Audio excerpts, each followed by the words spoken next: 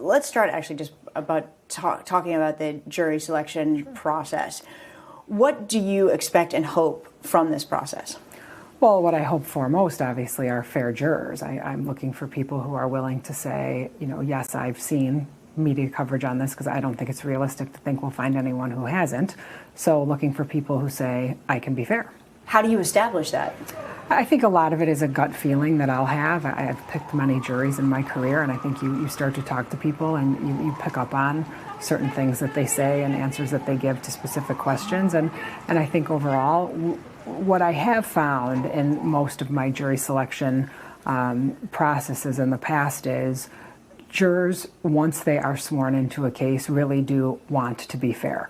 And so what we need to do is we need to make sure that we find people who are at least willing to be fair. And in many ways, I think the facts of this case lend to me being able to change people's minds, even if they come in with a little bit of a preconceived notion on what they think really happened here. Do you think it's possible that you may have jurors sitting there who have a preconceived notion of his innocence or guilt?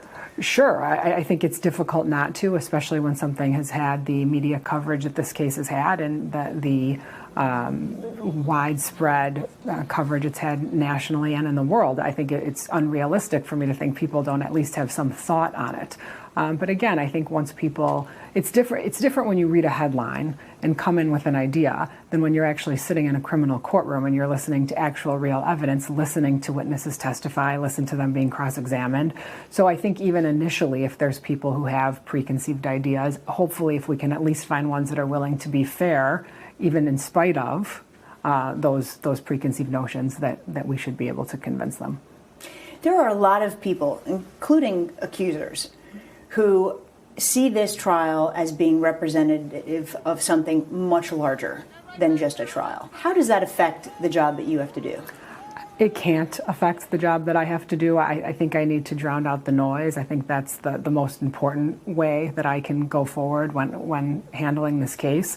If I allow that to sort of permeate my abilities or the goal that we have in mind here, I think that's when we get in trouble. I understand it's out there clearly. I'm very well aware of the sort of social ramifications that this type of a case plays.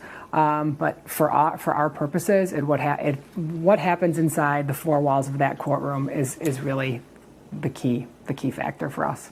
Do you think you have a strong defense? I do. I think we have a very strong defense, and I think people will be surprised once they hear the evidence come out.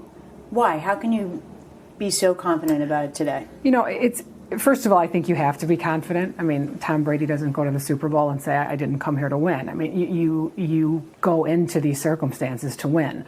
So I think for me, you have to go in believing that you can win, because why do this if you don't? But in terms of the facts and the evidence and the witnesses and stories that they've told in the past and the way I think they're going to come across on the witness stand, I think we're in a good position. You have said recently that you do not think Harvey Weinstein is guilty of rape. Correct. But there have been dozens of accusers. How can you be so certain that he isn't guilty of rape? Well, I think my certainty comes from the evidence that I look at and the communications that I see that Harvey has had with women.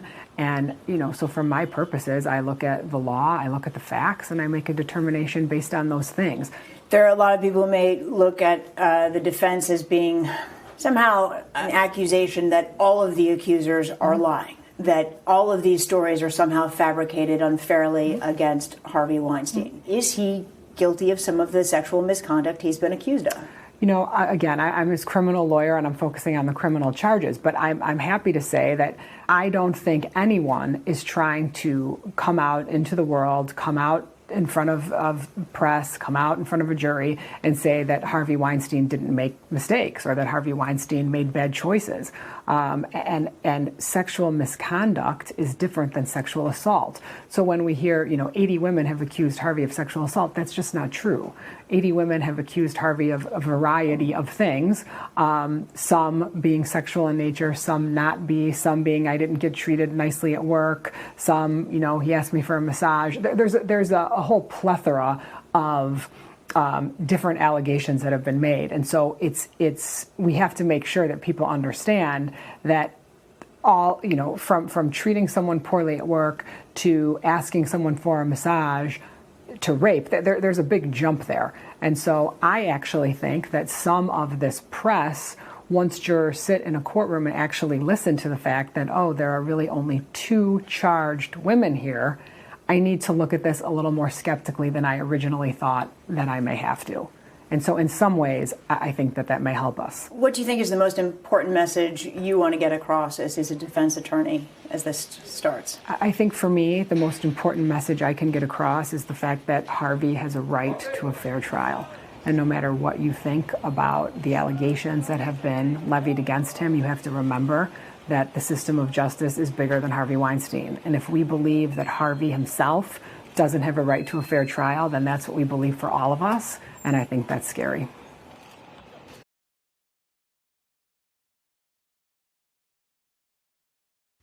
Hey, NBC News viewers, thanks for checking out our YouTube channel. Subscribe by clicking on that button down here and click on any of the videos over here to watch the latest interviews, show highlights, and digital exclusives.